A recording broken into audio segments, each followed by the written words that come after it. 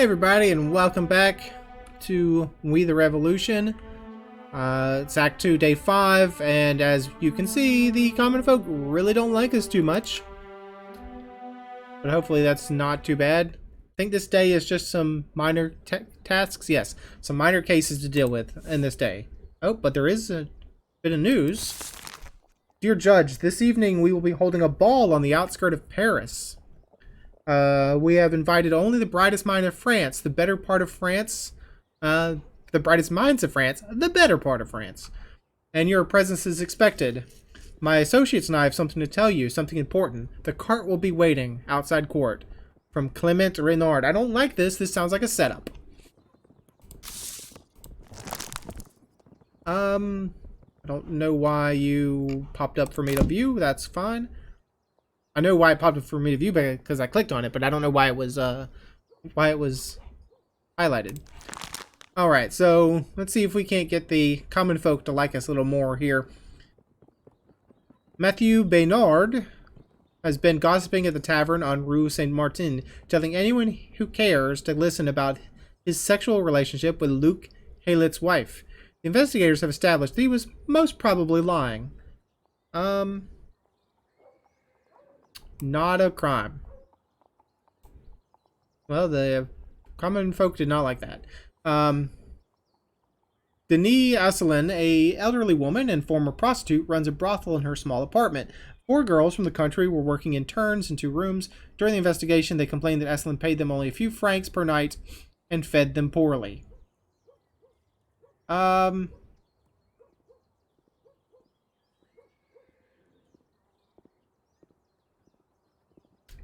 I mean, is that worth getting beheaded over? Doesn't sound nice, but is it a beheading kind of crime? Not guilty? Ooh. Not a good choice there. 16-year-old Hippolyte Ronet has been harassing his neighbors for quite some time. Recently, he set dogs on a group of children who live in the same building as he does. That was the last straw. Their parents decided to accuse him of assault. Yeah, if you do that, if you sick your dogs on children, welcome to beheading town. Ooh, so you're protected by the common folk. Philip Rodier came home to find his daughter with her lover, Gaston Picard, a soldier a few years older than the girl. The furious father tried to kick the man out of the house. The two struggled. When the girl tried to separate them, he was accidentally pushed down the stairs. She was accidentally pushed down the stairs and broke her neck. Not guilty because it sounded like an accident. And also because I want the common folk to like me.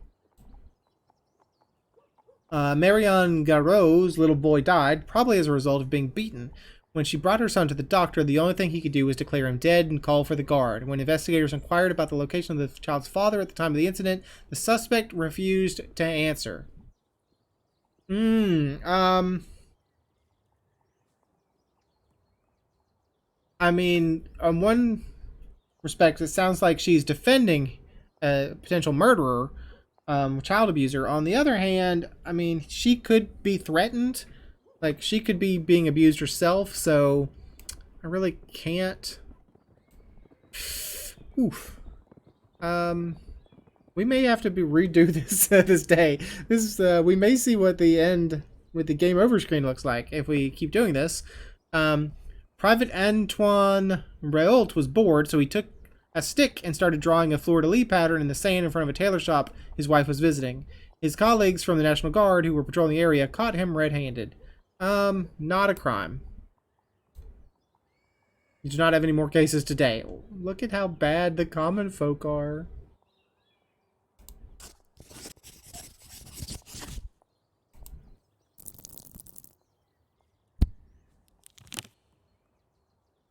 Alright. Thank you. Even the least powerful deserves justice. Yeah, but can you please get the common folk to not hate me? Because I'd appreciate that one. Now we have to go to this dang party where sounds like a setup, honestly. Game? Game, are you broken?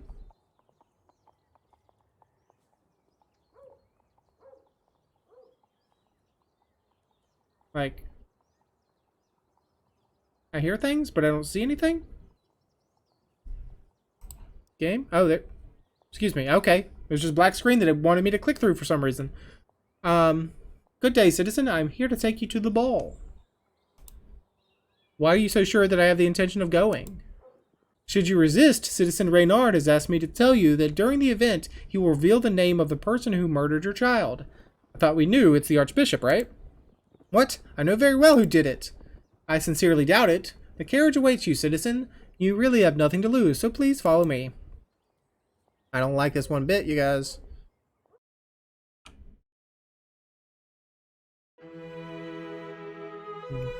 Turn down my headphones a little bit.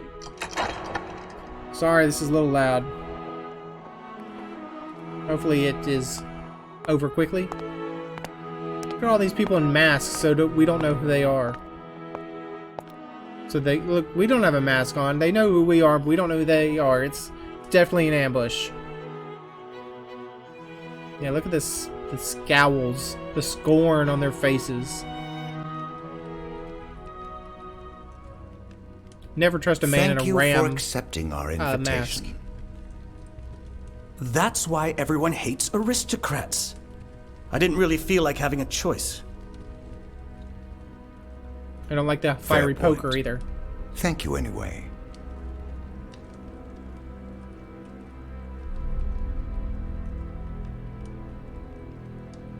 What a lovely residence. I'm glad that all that tribute money didn't go to waste. Why am I here? We wanted you to meet those who are pursued only because of their provenance. The wealthy are being oppressed, just like the poor were in the past. I mean, the poor really hate us right Aristocracy now. worked hard to be treated that way. Everyone has a reason to hate you.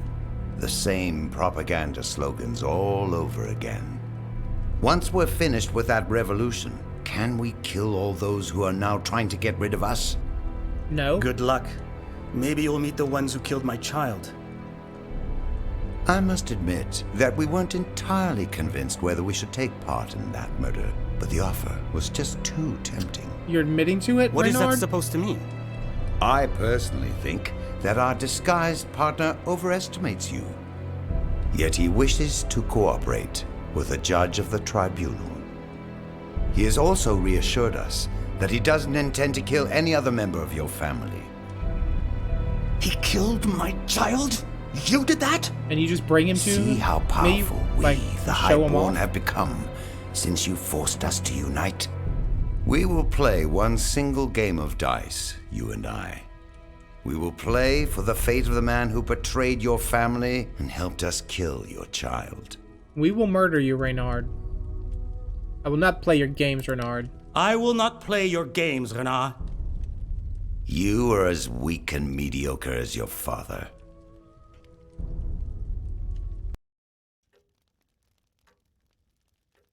Everything pointed to Gobel.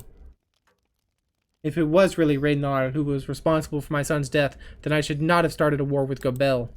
I made a mistake. I'm sorry. There is Gobel on one side and furious, revenge-driven aristocrats on the other. A war on two fronts at once, at a time when our country itself is consumed by civil war. Maybe you should agree to that alliance.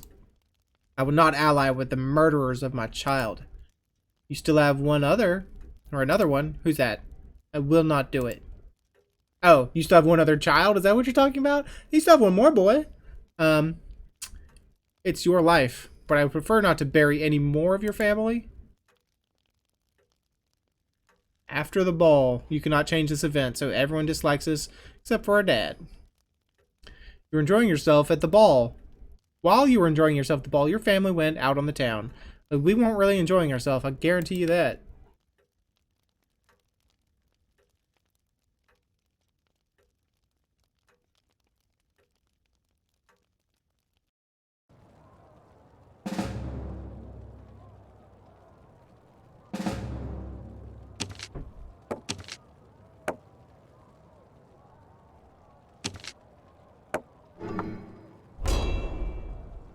Hunger in Paris. Common folk endorsement -1. We can't really take any more common folk endorsement anymore. Or we can't take a hit to it anymore. So you're wounded, so you can't do anything. You just need to perhaps head home and and heal up.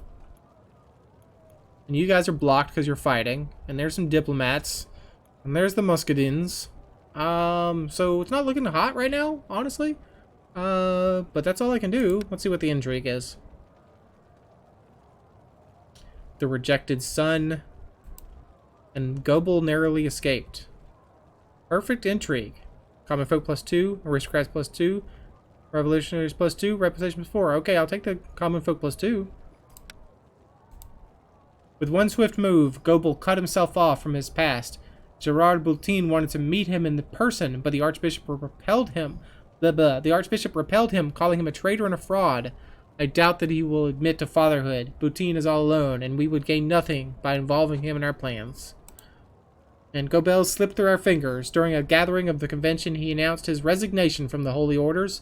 With a raised voice, he claimed to be disgusted by the corruption and moral decay of the clergy. To our surprise, Herbert played along and made Goebel the face of the group. A spontaneous crowd cheered the apostate. With a single move, the former archbishop has gained the support of both the streets and the convention. He outsmarted you. Moreover, Herbert announced that he and Goebel have a list of 73 deputies and officials who either committed bribery or acted as agents for foreign powers. He made a strong allusion to Robespierre, saying that there are no incorruptible people. They gave the guilty 5 days to leave the country. After that time, they're going to publish the list. Something tells me that your name appears on there as well. Okay, so in 5 days, bad things will happen.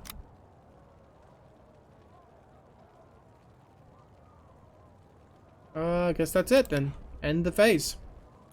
End the day. Think we can get through at least one more day before the end of the episode? Whatever this case is, I definitely have to do whatever the common folk want. Common folk want acquittal. Okay, I can do that, maybe. Possibly. Position in hierarchy. Your position in the hierarchy is getting stronger as you reach ever greater heights, reputation +2. That's my show here. Yes. So we're above Herbert now. Hello, Renard.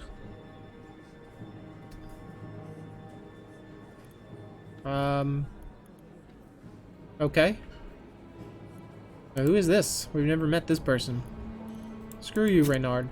Anyways, let's read the news. In the name of science.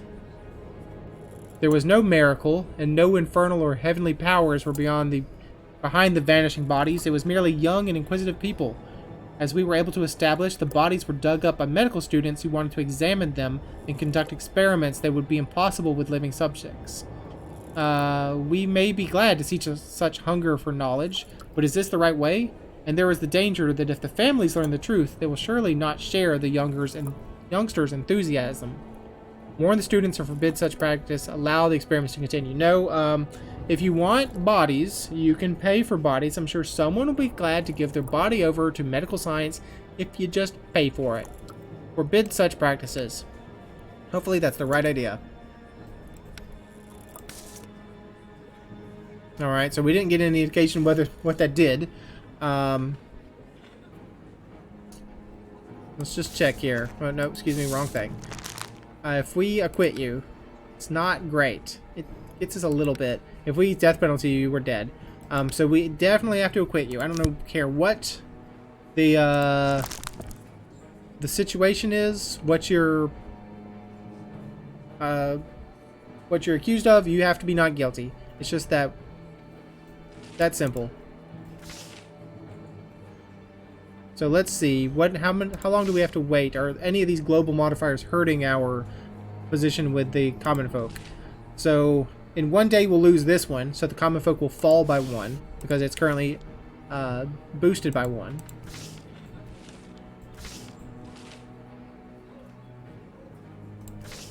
Counter-revolutionary rumors, hunger in Paris. Yeah, we have to wait 5 days for hunger in Paris to be over and 8 days for Vendée to be over. Okay, who are you, madam? This case strikes me as obvious, or do we not know something? Please introduce yourself. Genevieve Lucier. I am a seamstress. You stand accused of stealing sugar from Citizen Tellier's warehouse. I stole nothing. Tellier's a liar. Spoken like a true thief. He put a woman in jail because rats ate his sugar. Okay. So the rabble here seems to want him or want her acquitted. Let's see. In the dock is Genevieve Lucier, a resident of the section Bon Nouvelle, Rue Poissonnerie. Like, that's like the fish area. Then Poisson fish. Anyways, Citizen Lucier is employed as a seamstress, but each Tuesday, Wednesday, and Friday, she works at night as a caretaker at a warehouse on Rue de Cléry. When asked why he would employ a woman in a specifically male position, the owner of the warehouse, who is Antoine Tellier, replied, "All the men went to war and there's no one left to work." She is accused of stealing 1/6 of the contents of the barrels of cane sugar that were imported from the colonies. Citizen Tellier claims that the incident occurred sometime between last Friday night and Saturday morning. Okay, you say Friday night. Well, she does work on Fridays. During Genevieve's shift, okay. He would also like to enlighten us about the current price of sugar. It is high. The owner testified, which has been confirmed through an on-site investigation, that no windows were broken and neither the front nor back door were forced open. After ending her shift, Citizen Lucier did not report any unusual occurrences. The missing sugar was reported by workers from the morning shift. The investigators went through the register and found that for some time there had been small losses after night shifts. So, is just her night shifts or all night shifts? This is Genevieve Lucier, seamstress. She's a middle-aged widow, mother of 5, supporter of the Jacobins. Again, I don't know enough about the political parties of the French Revolution to know who the Jacobins are. Antoine Tellier is the spice merchant. He's apolitical. Many of his suppliers and clients view him as greedy and cunning, although it must be said that people who lack this trait will not thrive as merchants. And the evidence is the warehouse register and his testimony. So is this the register? No, this is the testimony. Mrs. Lucier has been working for me for some time, and I had complete trust in her. That's why I didn't react before when I noticed small amounts of merchandise missing. Just the usual business losses, I thought. This time, however, someone stole a larger amount, and only Mrs. Lucier had access to the goods in question. Alright, so what do we need to answer? Did the defendant confess to the crime? Excuse me. Was their act counter-revolutionary? When did someone take notice of the missing sugar? Overnight from Friday to Saturday? What shifts was the defendant working? I mean, I think it said you work night shifts, right?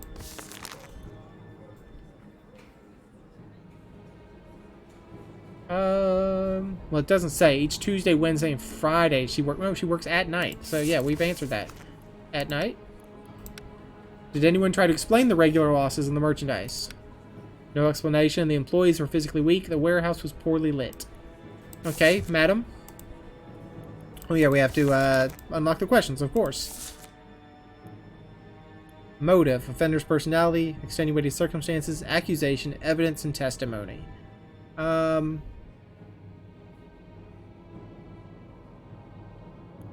Warehouse register, that we've already established that that's evidence. Cane sugar, that's I don't know if that's anything, honestly. Maybe that's motive because of the price of sugar. That's not correct. Stolen amount, that's an accusation. Seamstress, employer's trust, that's testimony, not correct. Offender's personality, we're losing this, boys and girls and non-binary gender people. Mother of 5 children, that's offender's personality. Come on. All right, help us out.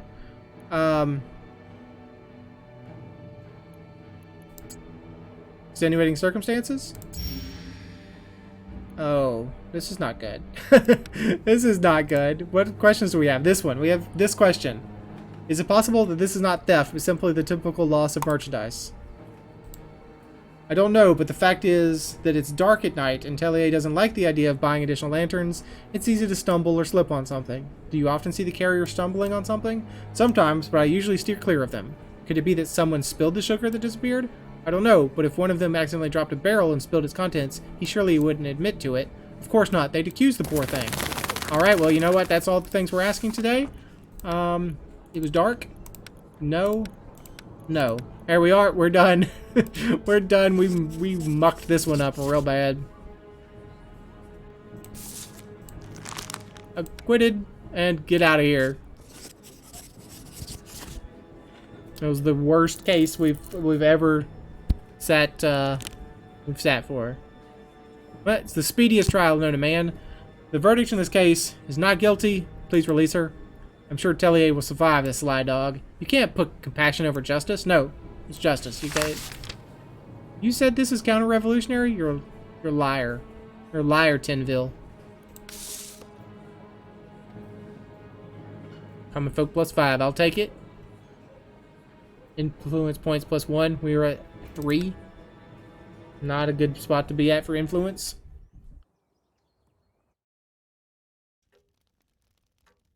Hello, father. Hello, son. So the Reynards were responsible for Frederick's death? Man, I definitely wouldn't tell my son that, because he's just going to go off and try to seek vengeance for his brother. Come on, don't tell him these things. You're going to get him killed. Everything points to that. We will never be free of them. They will pay for it. I will do anything. The Reynards have to pay. What good are revolutions and rebellions if we cannot demand justice? Exactly, father. But you have to be patient. Alright, we need the influence of the common folk to be higher, so we need to do whatever our father wants.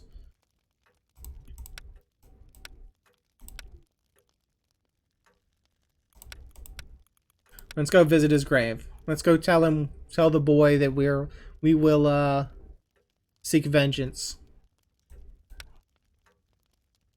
There we go. Influence on the people is up. I don't care about influence on reputation. My reputation is stellar. You guys just keep blocking me in with these fights. Now you're setting this area on fire. There's too many people, and my people are too wounded. We just gotta back out. Get out of here.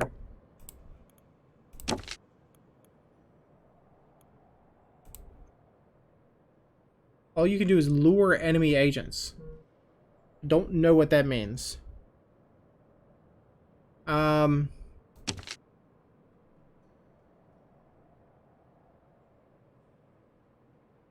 Like, can I come here and lure them? Well, then they will double team me. You're taking over a section. That's not great. I don't like that. Lure enemy units or increase my influence.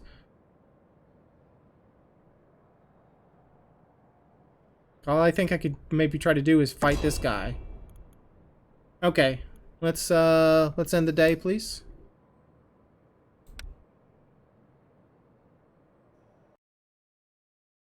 Act 2, Égalité, Day 7.